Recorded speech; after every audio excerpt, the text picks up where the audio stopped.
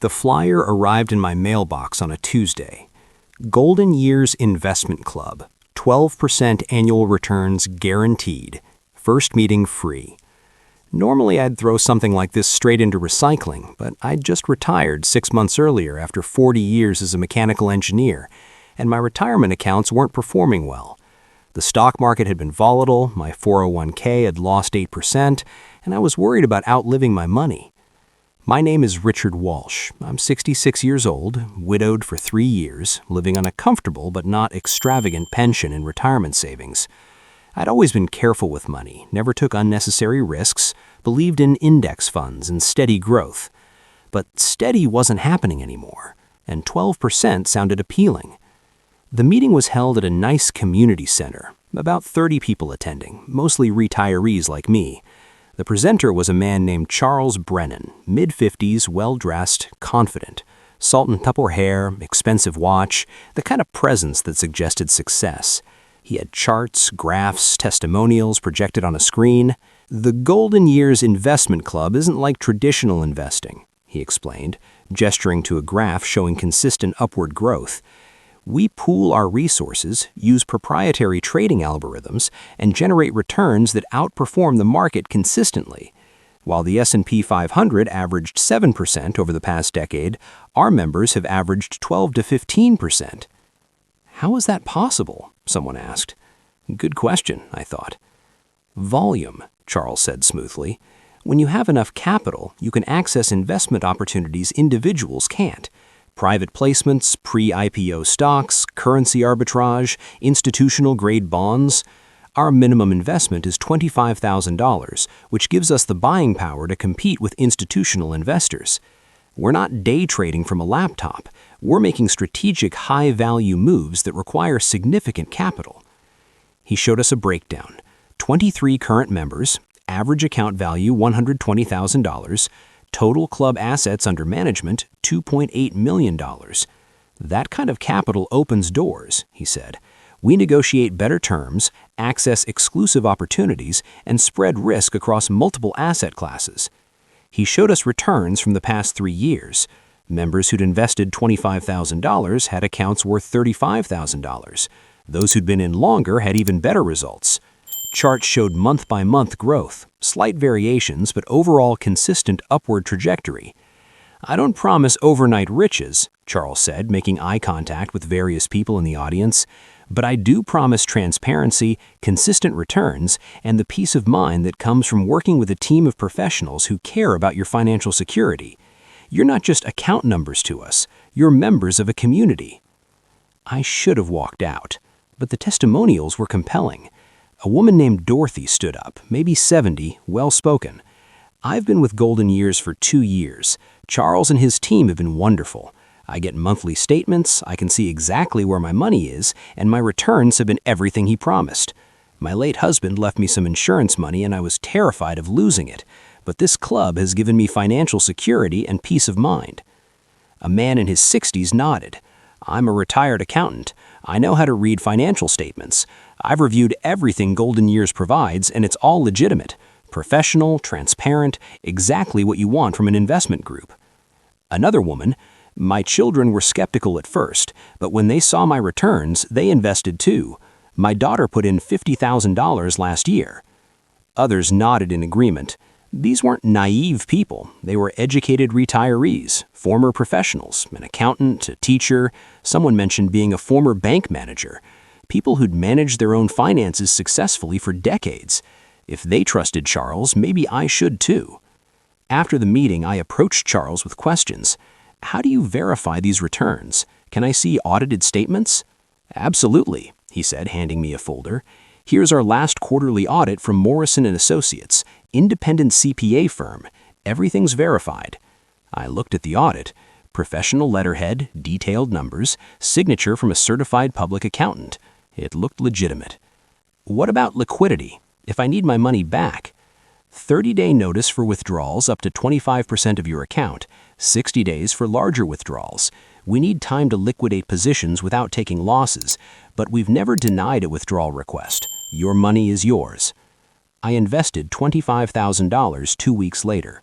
Charles gave me a welcome packet with glossy materials explaining the investment strategy, a membership certificate, and a promise of monthly statements.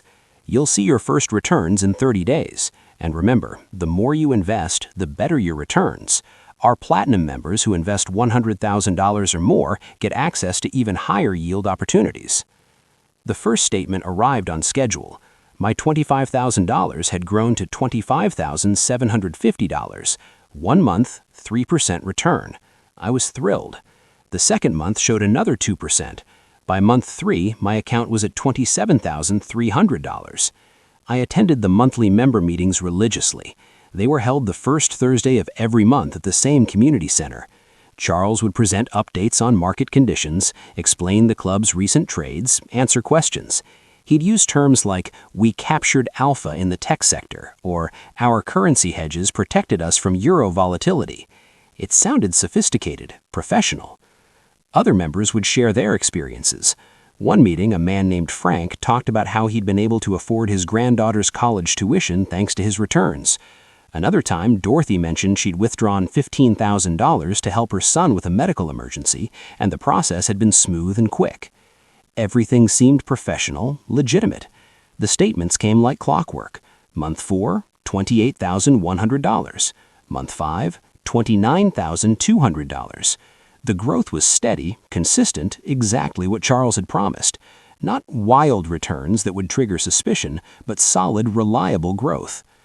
Other members shared their success stories regularly too. One man, a retired teacher named Bill, had invested $50,000 and was up to $58,000 in 6 months. I'd been in mutual funds for 30 years, never saw returns like this. Charles and his team really know what they're doing.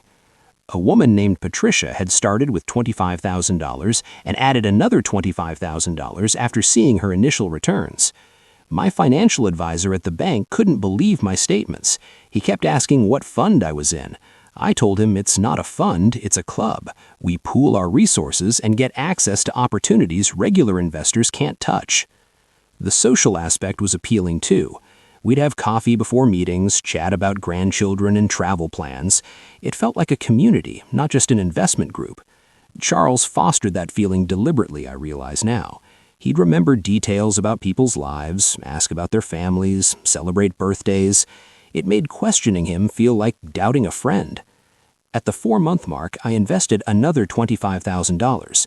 My total account value was now $53,000 on a $50,000 investment. Charles was delivering exactly what he promised. Month 6, I got a letter. Platinum opportunity, limited spots available for members to upgrade to platinum status with a minimum investment of $100,000. Expected returns 15 to 18% annually. I'd already put in $50,000. Adding another $50,000 would get me to platinum level. My pension could cover it if I was careful, and at 18% returns, I'd recoup the investment in less than a year. I wrote the check. My total investment, $100,000. My account statement showed $108,000. I was up 8% in 6 months, better than any mutual fund I'd ever owned. Then month 7 came. No statement. I called Charles. "Richard, sorry about the delay. We're switching to a new accounting system. Your statement will be out next week." It arrived 10 days late, but showed continued growth. $112,000. I relaxed. Month 8, another delay, this time 2 weeks. "Software issues," Charles explained, "but I can tell you personally, your account is doing great. You're at $117,000. Month 9, I needed to withdraw $10,000 for home repairs. I called Charles. "Of course, no problem. I'll process that right away." 2 weeks passed. No check. I called again. "Richard, we're having some cash flow timing issues. The investments are locked in 30-day cycles. I'll get your withdrawal processed at the end of this cycle." Another 2 weeks. Still no check. I drove to the club's office address listed on my statements. It was a mailbox store. No actual office. My stomach dropped. I called Charles again. This time his phone went to voicemail.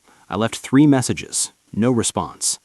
I contacted Dorothy, the woman who testified at that first meeting I attended. "I'm having the same problem," she said, voice shaking. "I tried to withdraw $20,000 last month. Charles keeps making excuses. I'm starting to think something's wrong." We organized an emergency meeting of club members. 15 people showed up at a coffee shop, everyone looking worried, scared, angry.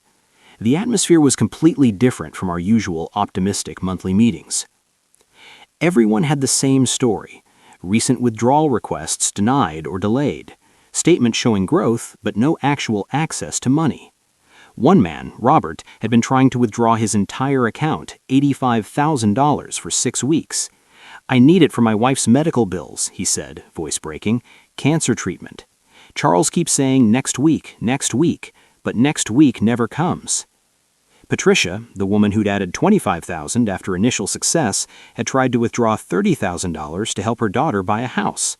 That was 5 weeks ago.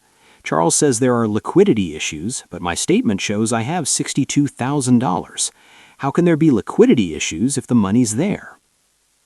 Bill, the retired teacher, had an even worse story. "I recommended this club to 3 of my friends from the teachers' union. They each invested. Now they can't get their money either. They're blaming me. One of them threatened to sue me for giving bad advice." Dorothy, who testified so convincingly at that first meeting I attended, was crying. "I feel like such a fool. I stood up and told people this was safe. I convinced people to invest. And now, I think I was part of the scam without even knowing it." "You weren't part of it," I said. "You were a victim who he used to recruit more victims." "We need to report this to authorities. This might be a Ponzi scheme."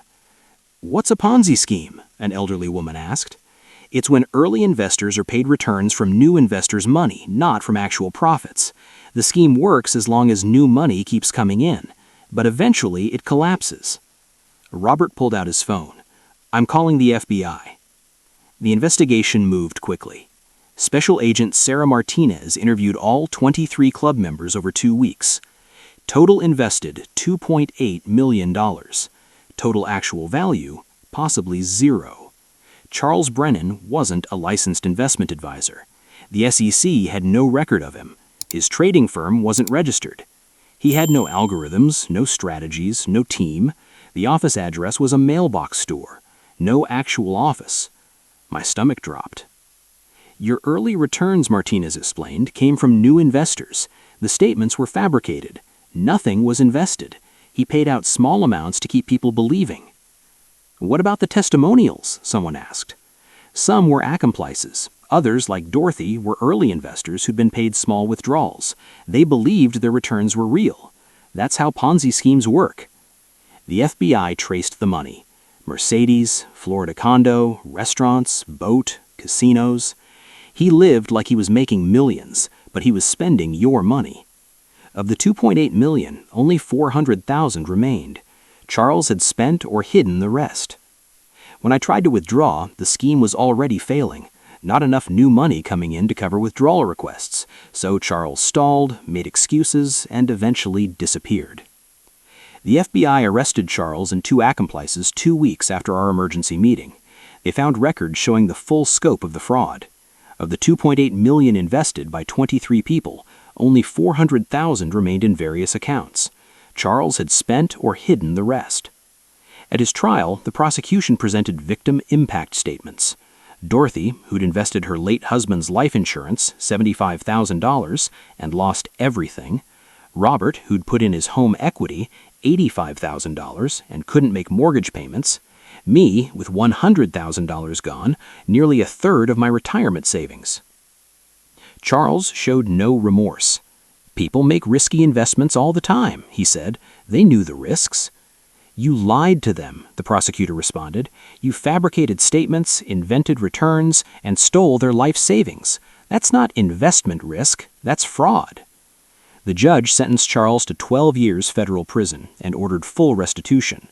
But restitution requires money, and Charles had none. His assets were seized: a car, some jewelry, a few thousand in accounts, and divided among victims. I got back $18,000. 18 cents on the dollar. I'm 68 now, 2 years after the scheme collapsed. I'm still working part-time because I can't afford full retirement. My $100,000 loss meant delaying retirement, cutting expenses, downsizing to a condo. The life I'd imagined is gone. But the financial loss isn't the worst part. It's the shame, the guilt of introducing two friends who each lost $25,000 because of me. The psychological impact has been severe. Dorothy had a breakdown. Robert's wife died during treatment, and he blames himself for not having money for better care. Bill lost 3 friendships permanently. An 82-year-old widower who'd invested his wife's entire life insurance, $90,000, committed suicide 6 months later. His note said he couldn't live with the shame. But I learned something valuable. If an investment promises guaranteed returns significantly above market rates, it's probably fraud. Real investments carry risk. Guarantees don't exist. The S&P 500 averages 7%. Anyone promising 12% guaranteed is lying. Scammers target smart people intentionally. Charles targeted engineers, teachers, accountants, people who'd managed money successfully for decades. He made us feel sophisticated, like we'd discovered a secret others didn't know. The red flags I missed? No registered address, no independent verification, difficulty withdrawing funds, pressure to invest more, testimonials from possible accomplices, unregistered advisor, returns too good to be true. I share my story now with other retirees. I speak at senior centers, write articles about investment fraud. I explain how Ponzi schemes work, how to verify investment advisors, how to protect yourself from scams that sound too good to be true. Because Charles Brennan isn't unique. The FBI estimates thousands of investment scams target seniors every year, stealing billions of dollars. The scammers are sophisticated, professional, convincing. They know exactly what to say to make smart people make foolish decisions. My name is Richard Walsh. I'm a 68-year-old retired engineer who lost $100,000 to a Ponzi scheme because I believed in guaranteed returns. I'm sharing my story so others don't make the same mistake. If someone promises you 12% guaranteed returns with no risk, they're lying. Walk away. Do your research. Verify credentials. Ask hard questions. And remember, if it sounds too good to be true, it absolutely is.